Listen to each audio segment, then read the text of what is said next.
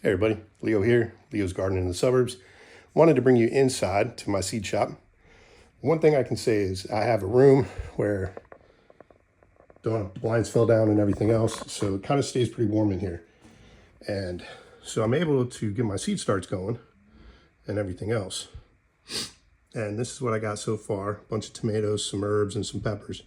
Now you'll notice that these got a little leggy, which I try not to do. And part of that was because the light was up a little bit higher than I wanted. Usually I try to keep the light as close as possible.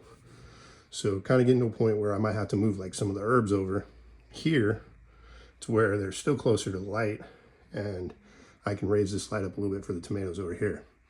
Now one thing you'll notice though also is that you're seeing some coloring. It's not green like we want it to be.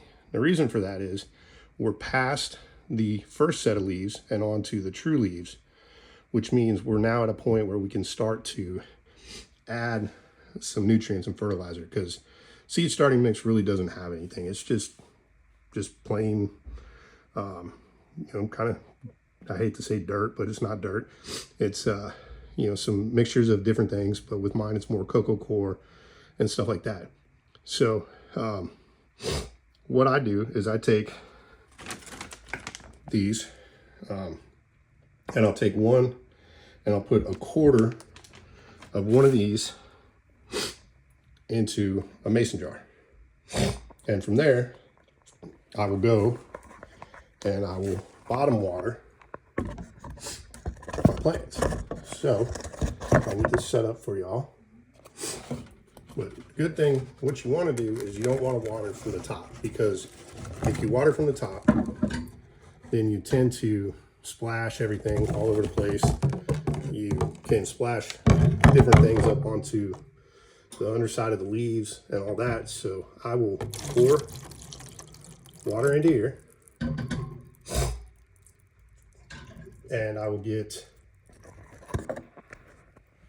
roughly, just above there, a little bit up, and then just add the tray back in and good to go. Now these seed start trays, I like these because they come with lids that have the LED lights in them, and then also you can vent them and everything else. And on the LED lights, they have, if I can find it, power timers, so you can set it for 4 hours, 8 hours, 12 hours, 18 hours. And this allows you to get that greenhouse effect. So even when it's still early in the season, you can get that greenhouse effect. I don't really need a seed starting mat because, like I said, in this room, it tends to stay warm in the mid 70s or above, and kind of gets everything going. Now, I haven't started any squash or anything like that yet, because I like to get ahead on my peppers and my tomatoes. That way I can upsize them into cups. And I will show you what I'll be doing with the tomatoes. I was going to try this last year, didn't get a chance to, but basically I'll take my cups that I normally have, which are either styrofoam cups or red Solo cups, and then I'll get some clear cups and put the clear cup underneath, and I'll take some of these clay pebbles and put those in the bottom, and then that way I can put water in the clear cup, and I can see where my water levels are and everything else. And it's you're bottom watering your plants, which in this case is a whole lot better to do than, once again, watering from the top. Another thing that me and the kids are doing is these right here are seeds from apples, from our apple tree out front that we got our first harvest off of last year. So I figured, we'll plant some of them, see how they grow, and probably buy some tree pots to put them in, let them grow over time. We don't foresee this place being as our forever home, so I figured I'd start some apple trees and get them growing, and who knows, might sell some apple tree seedlings over time, or if we buy some land, go plant them out there and get a mini orchard going and everything else. All right, so it's beginning of March. We had 70 degrees, what was it, yesterday and the day before.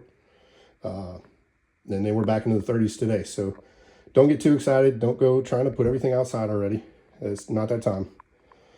My son is getting on me really big. We need to upplant his dragon fruit cactus. I got to uproot wife's aloe plant.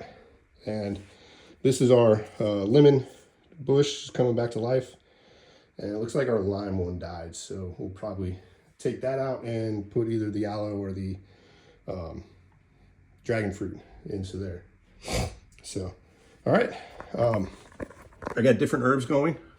As you can see, I put a number on each tray, which then goes to, I have a binder that I created that allows me to log things in my garden. You know, what harvests and all that kind of stuff each year. It was a lot of the stuff that I used to do. I'm gonna try to get back to that this year. I'll show you all how I did that. But seed starting trays, this is what I've done, so you guys can see what I'm growing. In seed starting tray 1, I have jumbo bell peppers, paprika peppers, because we like to make our own smoked paprika powder. Cuban L's, snacking peppers, kids love those. Ancho Grandes. Then in 2, I have some herbs, which is my dill, clary sage, which we use for teas and stuff like that. Flat leaf basil, we love to grow basil, so different types of basil being there, the mammoth and the holly. Marigolds, because those are always good to have. You can plant them throughout the garden, and it helps keep pests away. In 3, we got some spinach, 3 different types of spinach, some different types of kale, some culantro, which is like cilantro. Got some black sesame, some anise, broccoli rabe, some chamomile, and gonna try to grow a coffee plant. See if it happens. Haven't had any luck yet. I've tried the last couple years in a row. Still nothing's grown yet. So we'll see what happens. In 4, my Romas, Amish paste, San Marzanos, Napolis. These are all paste tomatoes. And then I'm doing a purple tomatilla this year, a Aunt Molly ground cherry, which we love. It's almost kind of tastes like a sour apple. It's really small, grows like a tomatillo in a husk, but it's great for jams and all that. And then some cherry tomatoes. And then in seed starting tray 5, crimson sprinter tomato and silver fir tree tomato. Those will be my 2 slicing tomatoes. And then some more Romas, some more snacking peppers, and some more bell peppers. Those are some of the big things that we do, as we like to make a lot of our own sauce and everything else. But probably here towards the end of the month, I'll be upplanting a lot of the stuff that's in the seed starting trays into the cups. And then I'll be reusing the seed starting trays to start like my eggplants and squashes and zucchinis and all that. Get a little bit of a jump on those, so that way they're ready to go and get out in the garden. One thing I will recommend is when you go through the seed starting catalogs, make sure that you look for things that you eat. Don't grow things that you don't eat. If you grow things that you don't eat, you're never going to eat it, and now you're wasting space. And when you have a small space for a garden, you don't want to limit your space. That's the one thing you don't want to do. You want to make sure that you utilize every space, you know, every inch of space that you have to the best of your ability, and grow what you want to eat. Like I said, we do a lot of paste tomatoes, so that way we have pizza sauce, marinara sauce, tomato sauce, you know, do meatless marinara, marinara with meat in it, all those kind of things. Wife likes to do roasted, fire roasted pepper or tomatoes, diced tomatoes, and we can those up. Also some enchilada salsa and all those kind of things, and just have it pre-made. We can that up and we use it throughout the year. Snacking peppers, kids eat those. Excuse me. Like they're going out of style. So I'll plant quite a few of those. The Aunt Molly ground cherries, they're good for snacking on, but also they're good for making jams and jellies and stuff like that. The cherry tomatoes, kids love them. Plus, wife will use them for cooking. She'll blister them. And it's a quick little topping type thing. Basil goes great with our garlic. We make, wife makes a fantastic garlic basil pesto out of that. So we do a lot of cooking with that and use the dill for cucumbers, turning them into pickles. So I'll be starting some, you know, probably towards the end of March, mid-April, I'll start cucumbers, little pickling cucumbers and all that. So that way they'll be ready to go as we get past our last frost date. We'll be starting to look at putting peas out pretty soon as we start getting closer to that last frost date and the fear of that. So definitely got to get out there and get that garden cleaned up and ready to go. Get the soil bed on the beds topped off. I usually try to do that with some mushroom compost, so that will be coming soon.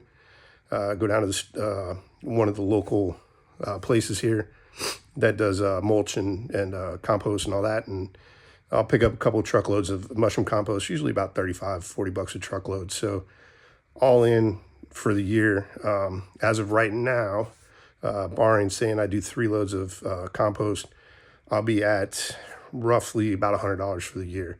That's not counting bed repairs that I got to do still. So we'll kind of see where we're at. Hoping to kind of keep the cost down to under $200 to get started this year.